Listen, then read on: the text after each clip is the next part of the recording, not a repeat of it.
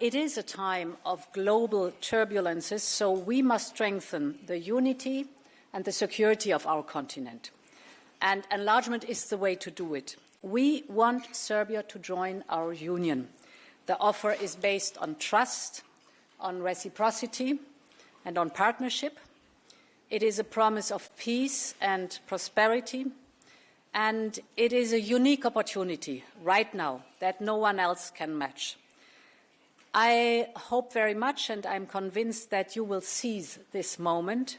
Serbia is already one of the most advanced countries on the EU path due to the good progress made in the past.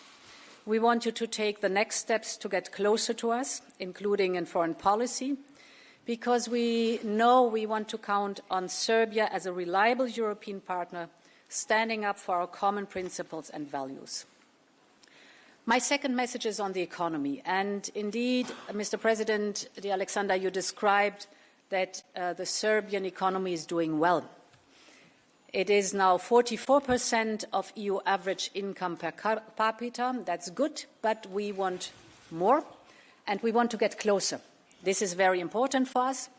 Getting closer, on one hand, we have already our 30 billion investment plan for the Western Balkans. It is delivering fast. For example, with the Kostolac wind farm and the Serbia-Bulgaria gas interconnector, indeed, which I had the chance to visit.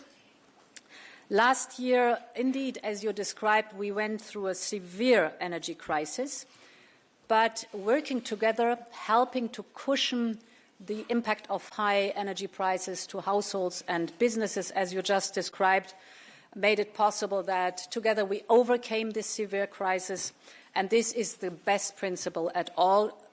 If you are in testing times, work together, we can overcome the difficulties together. Now, this is looking back.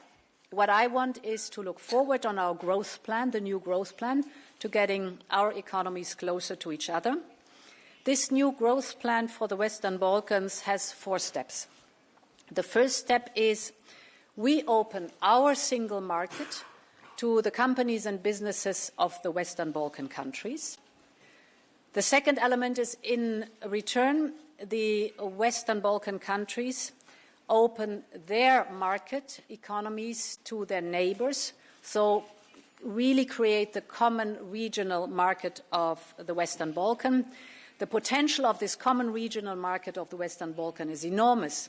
If it would be completed, we could increase the GDP of the Western Balkan economies by 10%.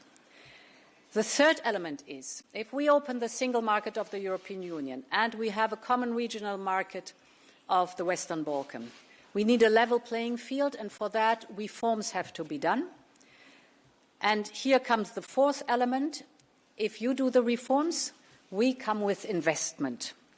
For Serbia, for example, this would be improving the business environment, making the energy sector ready. We're working on it, on the green transition, the focus on education and training people for the jobs of tomorrow, just to name a few topics where there can be reforms and investment together.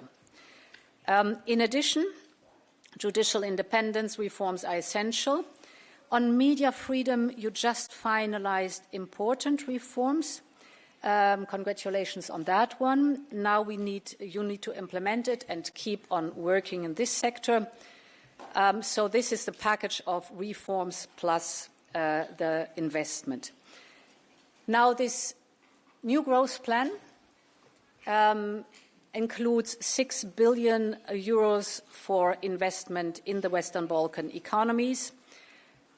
We made a very good experience in the European Union if we combined investment and reforms. We did that after the pandemic with our investment plan, Next Generation EU, and it worked very well to have the investments accompanied by reforms. So if it works for the member states, I think it will also work for us together. This growth plan will boost your economy. It will most importantly create good jobs, and of course it will also support you on your path to accession. I believe this is the right offer at the right time. My last message is we need normalization between Serbia and Kosovo. The violent attack of the 24th of September in North Kosovo is completely unacceptable. The perpetrators must be held accountable and brought to justice. This is absolutely crucial for both to engage and to go the path of normalization. In this respect, it is important that Serbia should endorse the statute of the association community. Kosovo has to implement this statute. And in addition, it is essential that Serbia begins the implementation of the existing agreements and does not lose time on this. Going forward with that, the right place to discuss all these issues is the EU-facilitated dialogue.